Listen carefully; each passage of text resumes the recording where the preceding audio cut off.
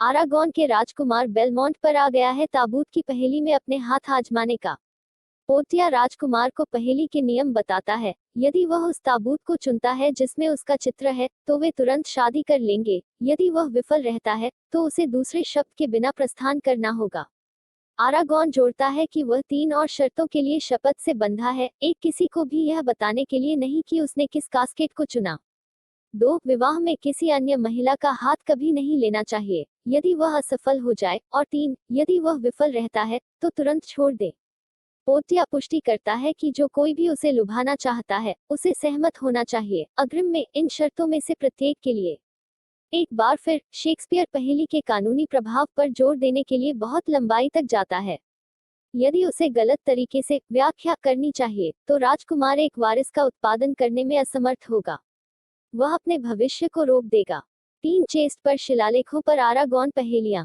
वह लीड एक को अस्वीकार करता है। जो मुझे चुनते हैं उसे देना चाहिए और उसे वह सब खतरा है क्योंकि वह कुछ भी बदसूरत और सादे के लिए कुछ भी देने या खतरे से इनकार करता है। वह सोने को भी अस्वीकार कर देता है। जो मुझे चुनते हैं वह मुझे क्या मिलेगा जो कई पुरुषों की इच्छा है क्योंकि वह सोचता है कि कोई व्यक्ति जो गहरी त्वचा देखता है वह उस एक को ले जाएगा और वह कई पुरुषों की तरह होने से इनकार करता है।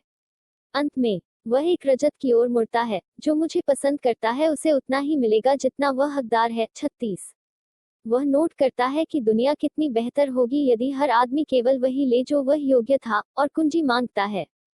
जैसा कि 2.7 में था, शेक्सपियर ने व्याख्या के वास्तविक दृश्य का विस्तार किया जिससे यह संदिग्ध और नाटकीय हो गया।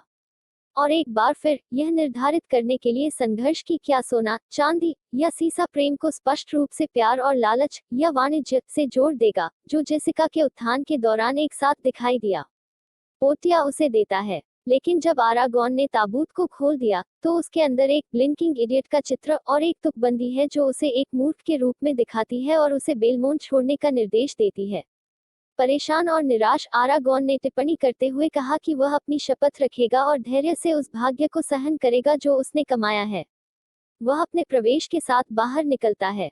जबकि 2.7 में इस दृश्य का मोरक्को की निराशा के समान प्रभाव है। एक महत्वपूर्ण अंतर है, अब पोतिया और दर्शकों को पता है कि कौन सा कास्केट सही है। लीड, जैसा कि पोतिया और नेरिसा ने ताबूत के सामने एक पर्दा खींचा, एक संदेशवाहक इस खबर के साथ प्रवेश करता है कि एक युवा वेनिस एक स्वामी के आगमन की घोषणा करने के लिए गेट पर आया है जो समृद्ध मूल्य के उपहार लेकर आया है और इसकी संभावना है प्यार का राजदूत।